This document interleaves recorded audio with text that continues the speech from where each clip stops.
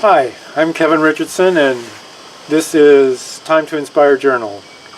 We're on the Upper Delaware River near Narrowsburg, New York, with Beverly Sterner, activist and community organizer. Welcome, Beverly. Thank you for being here with us. My pleasure. My pleasure. Thank you for coming to my home. Oh, it's beautiful. Yeah. Beautiful. We're here. Beautiful day here. It's in the 70s. It just also happens to be September 11th, and that kind of ties into what we're going to talk to Beverly about in your activism and community organizing. This is the anniversary of an event that started one of your community organizing things here in the Upper Delaware Valley, which if people don't quite understand where we are, that's kind of between the Poconos and the Catskills. So it's kind of a rural area. Kind of hard to organize people because there aren't a lot of big towns or anything. So you started a network through Yahoo groups called the Upper Delaware Community Network, which at the time was started how? Okay, so after September 11th, I mean, it was a great shock to everyone, and there are also some friends and neighbors who actually saw the towers come down, and a lot of feelings. And so I had, from my old organizing days, I had organized a candlelight vigil, a prayer vigil, on the Narrowsburg Bridge. Invited people to bring candles, and I had a lot of candles, and the bridge was filled up, and it was a silent vigil. And I remember, I think the Girl Scouts or the Brownies had a little boat with candles in it that went under the bridge as well. It was very lovely, and I had arranged with the priest in St. Francis Church in Narrowsburg, a marvelous priest, Father Tom Jones, actually, and to allow people to come to the church to just talk. And so we did, and I guess the feelings were so raw, and it was a volatile situation, that you could see that people really needed more time to talk, just to talk. Right. And so I started organizing then monthly meetings just at people's homes. And it was a potluck, and we would come and share a meal and just talk. And that turned into a regular event. Each month, different people would host it, and mainly it was in the Milanville, Narrowsburg area. My friends and myself, and that just grew bigger and bigger, so that I was notified that I had to establish a listserv.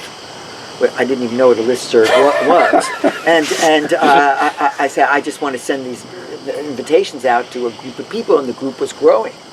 And so that's how the Yahoo group got started. And with some friends, we just searched around for a good name that would define what we were doing, and that was the Upper Delaware Community Network.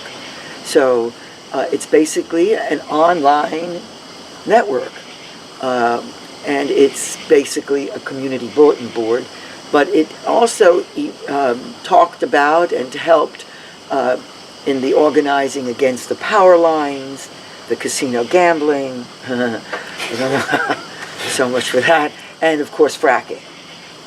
So any of the environmental issues that concern us, and then the individual needs. If you need a plumber, if you need a ride, if you need, if you have an opening happening, so a fundraiser happening. It's like a place where anybody in the community, whether it's an individual or organization, can post what their needs are, and just have it. It's amazing the kinds of things that people ask for and get.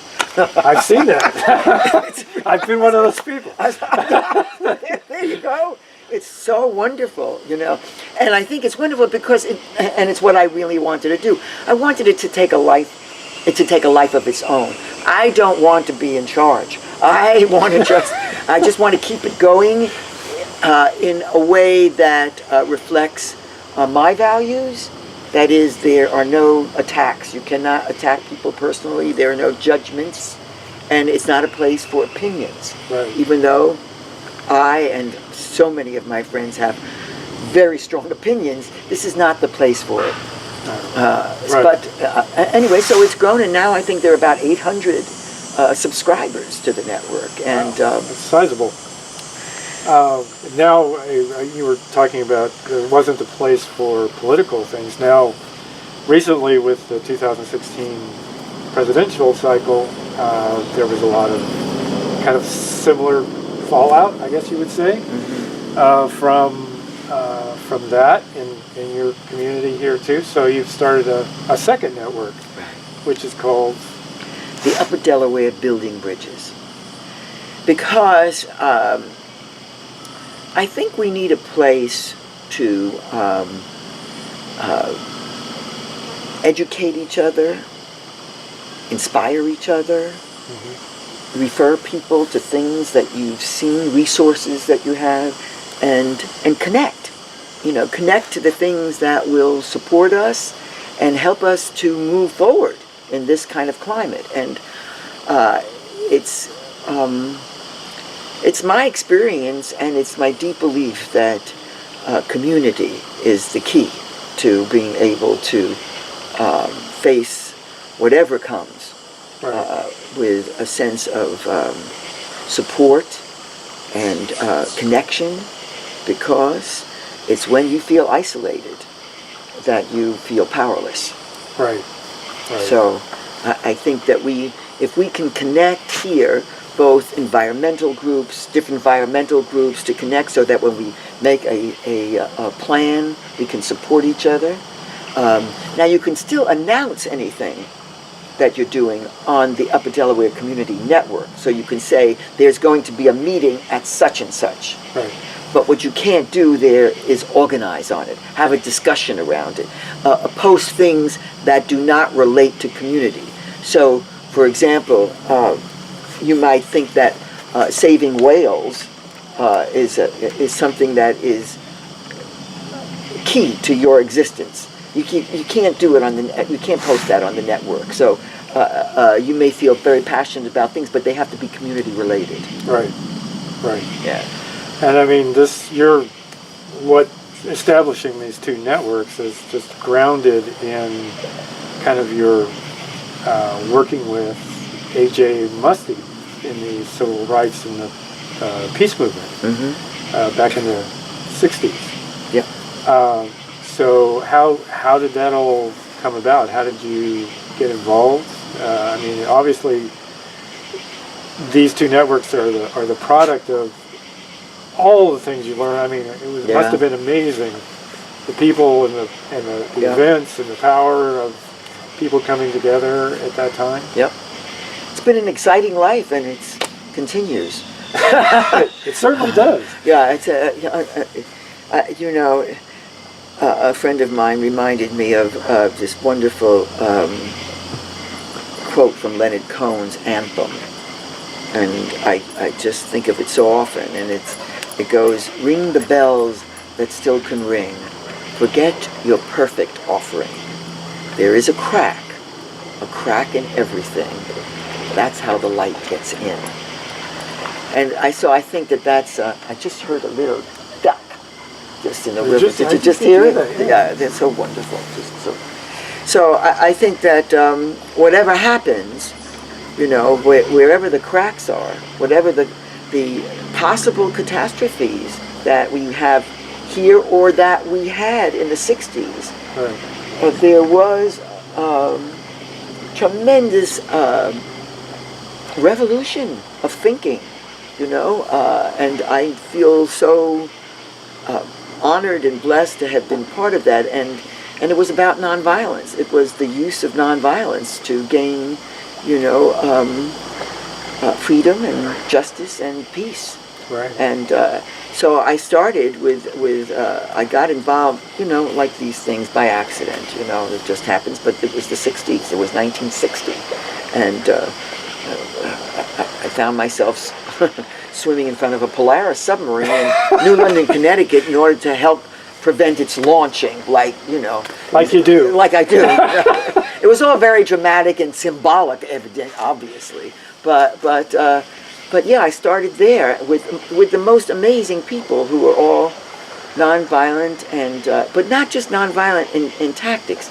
They were pacifists in their souls. They would not kill. Bayard Rustin, who was honored to work with and know, not only was he gay and black, but he was a conscientious objector during World War II. My God. So he was imprisoned during, you know, as a black, and wow. So, and there were a number of course, of friends who, with the War Resisters League, who were pacifists, who were not going to fight, and they were the core of the anti-war movement, and I was part of that. And the spiritual base of that, and with A.J. Musty, and then spilling over with Dr. King, because when A.J. died, I started working more with the civil rights movement and with the Poor People's Campaign, and you know, was actually working with on the staff of SCLC when Dr. King was, you know, asked to come to Memphis, and left the Poor People's Campaign to come to Memphis for the garbage man strike, and was assassinated. So, but you know, just to and what that opened up, and you see now, I mean, when I look at the number of women on television, the number of non-white people on television and in videos, and it's just a different world. Right. And I think the world that I was very just blessed to be part of was the world that questioned authority, and that's opened up everything. And that fitted perfectly with me because I was a rebel.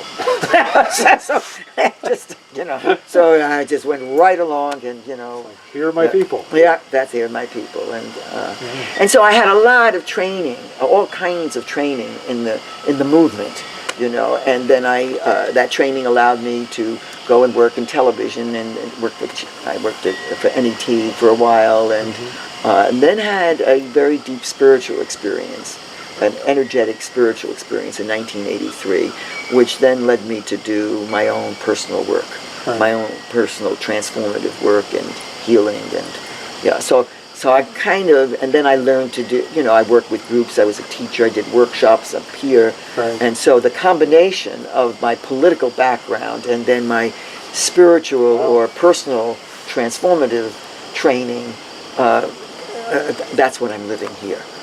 Just so all blended together. They all blended together in this amazing place that was just a gift to live here, to wake up every morning.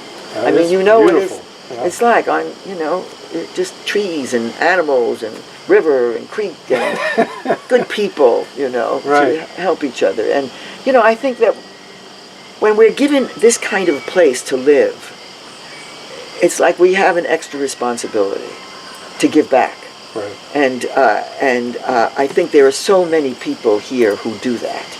And there are wonderful environmental organizations, the Riverkeeper, the Damascus Citizens, I mean, just all, and all the small groups that have developed. I just would like them all to post on the UD building bridges so that we can all know what each other is doing. Right, right. Because one of the things, one of the ways that the movements of the 60s and 70s were successful is because coalitions were formed.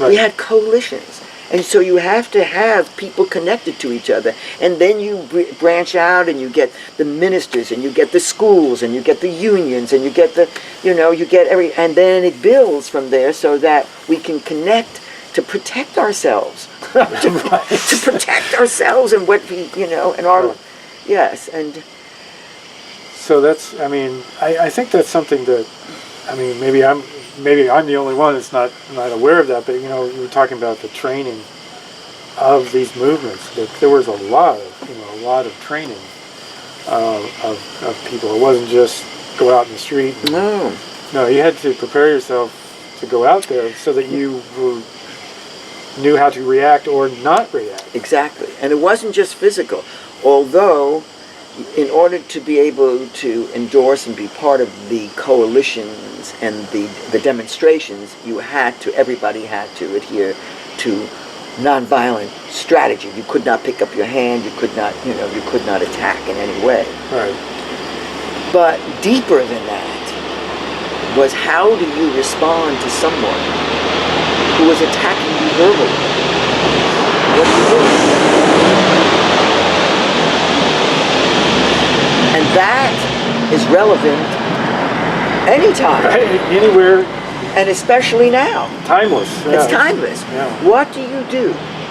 And what I've learned both through nonviolence and I must say, some of the pacifists that I knew were not so good at this of this non-judgment stuff. They were judging, and I was judging. Yeah. But I know enough not to, and that doesn't mean that I'm clean. I have my, we're all dirty in us some way. We're still working on it. Yeah, this is our cleaning up time. Right. We come down here to clean up a little bit, and before we leave again. Yeah. So how do we respond? And I think what I've learned, and where I've had to shift from being this advocate, this political advocate out there, getting leaflets out, trying to convince people, I've made a shift in my senior stage, is just to listen. Just to listen and hear people's story. Not the spin that we each have, that we, not the beliefs that we each go to that reinforces our, Right. And of course I know I'm right, and after all, look what they're doing, It doesn't matter. It's that saying, it doesn't matter, would you rather be happy or right or happy? Well, I think we have to look at our, quote, goal as just connection. And you will connect when you listen. If you want to connect with a person, you just stay there and listen to them. Right. And with real interest, so that you can know what their story is. Because when we know each other's stories, we can begin to understand, that's what he grew up in. That's what she learned. That's what they were taught. That's what they listened to. Oh, now I understand. That's not necessarily what I grew up listening to or understanding or that's right. being told. Yeah, And you see, and the important thing I'm learning, it's very hard to learn, of course, is to keep your mouth shut and not to give your. Oh, yeah, I've heard you. Now listen to me. Right. No, just listen, and wait to be asked, and ask questions, because I think people we all want to just tell our stories. There's that, and then there's also finding out a lot of times, how much we have in common. Yes. Really, when we get down to it, right. Our experiences may be different, but our wants, our needs, what we desire in life, right. Our goals in life, right, aren't that different. Yep. But we just have to respect the fact that sometimes our behavior is not what we think it should be or something. We're judging. Yeah. But if we understand it. And also, I think it's important to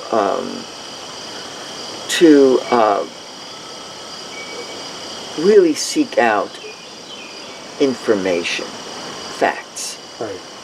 Like with climate change, you can have whatever belief system you want. The facts are the facts. And it's happening. And how it's going to affect us in this community here, it's very important that we be in communication with each other and that we try to do the best that we possibly can to create our world here that respects life and animals and plants and don't use the Roundup.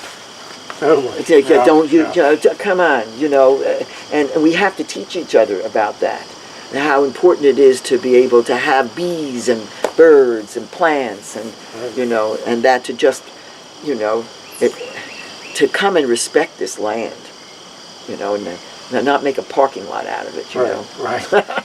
You know, so so I hope that we can connect both through the community network and our needs, and help each other when we need help, Right. and ask for it, and know that you can go there to ask, and also to really build some bridges amongst ourselves, and bridges to what we may see as opposites.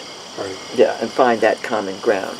And so we're going to do that on October 21st as one stage in the development, which is the actually the 16th anniversary of the first meeting of the network, the first meeting of the Upper Delaware Community Network. So we're going to have a Sweet 16 dance party. Which also happens to be your birthday. Well, no, it's actually Well, the next month. It's a Libra. I'm a Libra, and any Libra or any lover who wants to come. It's a community. It's going to be a community event, and it'll be at the Western and the Harmony Hall, which is very appropriate.